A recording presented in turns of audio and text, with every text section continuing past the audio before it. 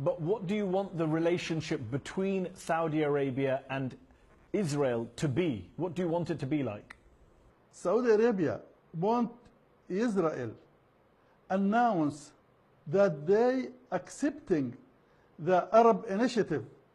Then we can discuss with Israel, maybe Palestinians discuss with Israel, and Saudi Arabia support that. We don't like Israel become isolated in the area.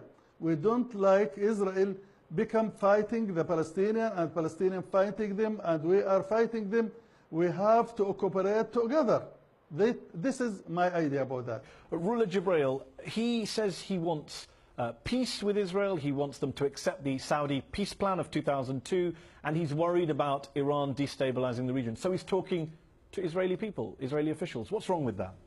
There's nothing wrong with that. Actually, it's great that now the Saudis are trying to talk, except the Saudis don't understand two things. One is Iran has a role in destabilizing the region, but they have a bigger role in destabilizing the region. Look what we are seeing. Who has a bigger role in? Saudi Arabia. Look at their interference. They are financing terrorists and tyrant alike with one goal: to export their Wahhabi, exclusionary, puritanical sect of Islam. And everybody else has to be killed, whether they're Shia or Sunni moderates. Regarding the Palestinian issue, it's a smokescreen.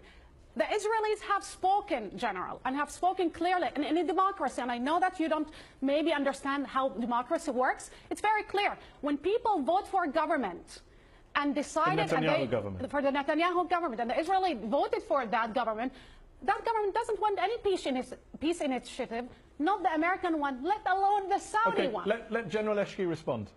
We in Saudi Arabia did not support the radicals. We are against the radicals. General Ashki, you have to explain to the people why ISIS in their capital, Raqqa, have Saudi textbooks, because you have more in common with ISIS than any other group in the area. Ruler, let me ask you a question. A recent poll showed that 52% of Saudis say they see Iran as the biggest threat to Saudi Arabia, and only 18% say they see Israel as a threat.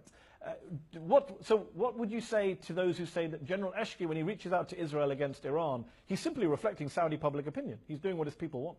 But this is what Saudi have been trying to do since the beginning of their establishment, that their form of Islam is the only legitimate path to God.